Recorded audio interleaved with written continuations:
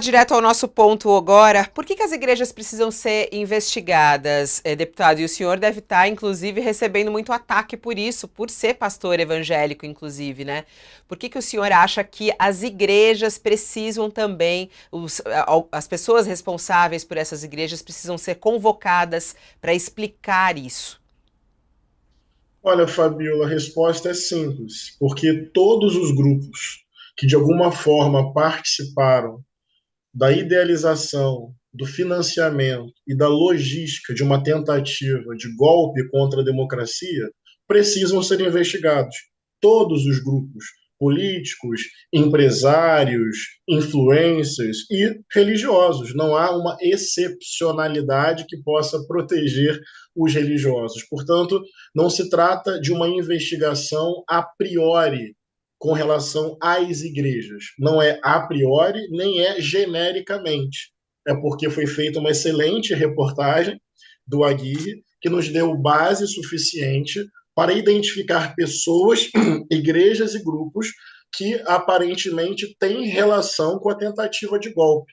Portanto, insisto, não é a priori e não é genérico. É direcionado a partir de indícios, a partir de materialidade. Independente e para além desses indícios, que nós conseguimos com essa excelente reportagem, nós também já tínhamos outros elementos relacionados a outros pastores e tem um pano de fundo que precisa ser explicado para a sociedade brasileira e que é um tema muito importante da nossa democracia. A extrema-direita política, ela buscou o tempo inteiro uma aproximação com a extrema-direita religiosa. A extrema-direita política capturou o sentimento religioso e a narrativa simbólica do cristianismo com o objetivo de transformar a extrema-direita num movimento de aderência, de capilaridade, num movimento de massas. Mas atenção, essa articulação discursiva, simbólica, de afinidade moral, ganhou outro patamar nos últimos anos.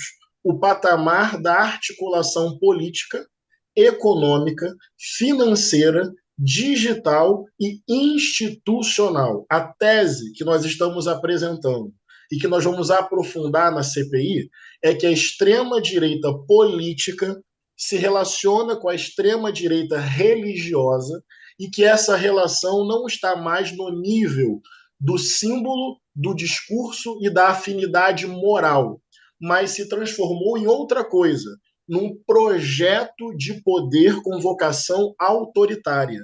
Nós vimos, ano passado, várias igrejas sendo aparelhadas pelo bolsonarismo, criando um ambiente de hostilidade e de perseguição a cristãos e cristãs, irmãos e irmãs na fé, que não queriam simplesmente votar em Bolsonaro. Um clima de inquisição dentro de algumas igrejas evangélicas. Isso dentro do ambiente da igreja. A da E fé das para fora, pessoas, pastor? Foi usada a fé das pessoas? não tenho a menor dúvida. Para quem está dizendo que é uma perseguição ao campo evangélico, eu queria dizer ao contrário. É uma excelente oportunidade de fazer aquilo que Jesus nos ensinou: separar o joio do trigo.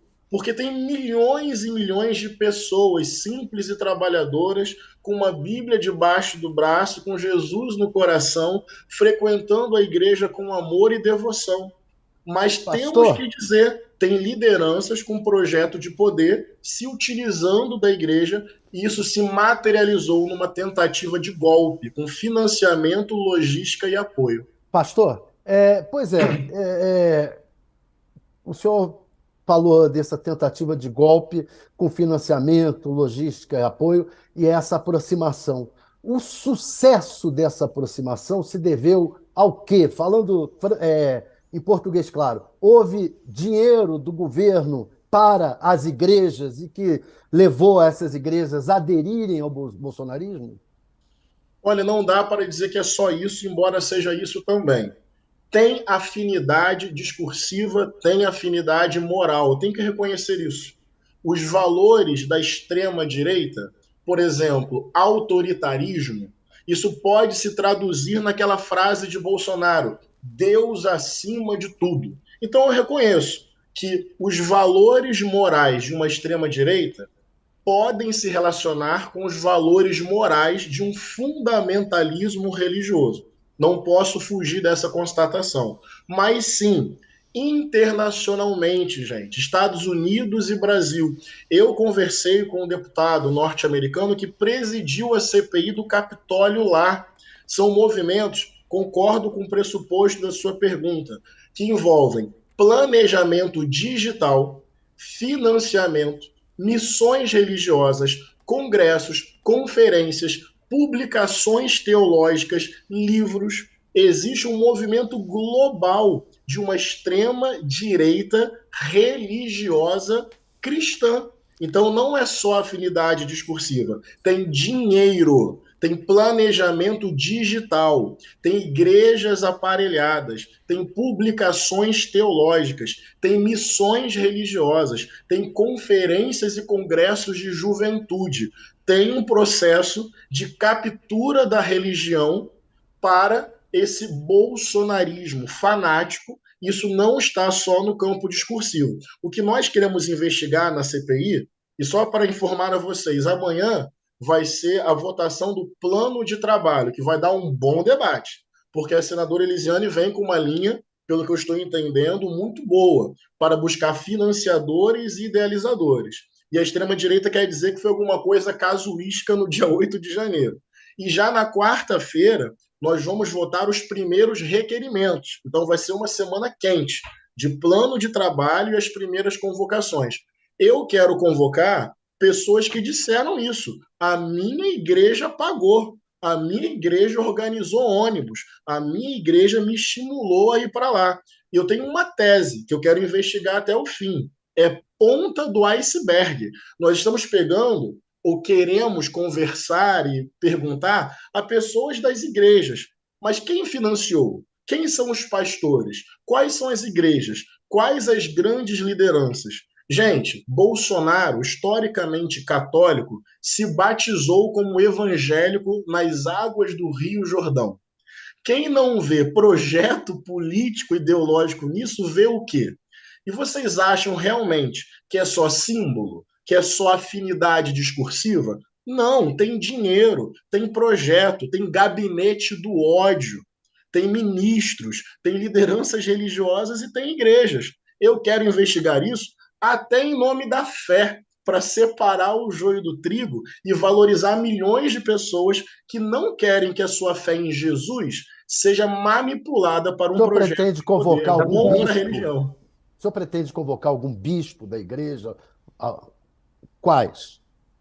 Então, eu tenho uma característica para quem está acompanhando o meu primeiro mandato, 4 meses, um calouro lá em Brasília, mas indo bem com a graça de Deus. Eu pretendo, mas olha, eu não vou fazer uma investigação sensacionalista para jogar para a plateia. Eu vou passo a passo. Nós temos uma tese que eu expliquei aqui, que muitos pesquisadores e pesquisadoras no mundo inteiro estão alertando. Relação entre extrema-direita política e extrema-direita religiosa. Discurso, moralidade, dinheiro e projeto de poder.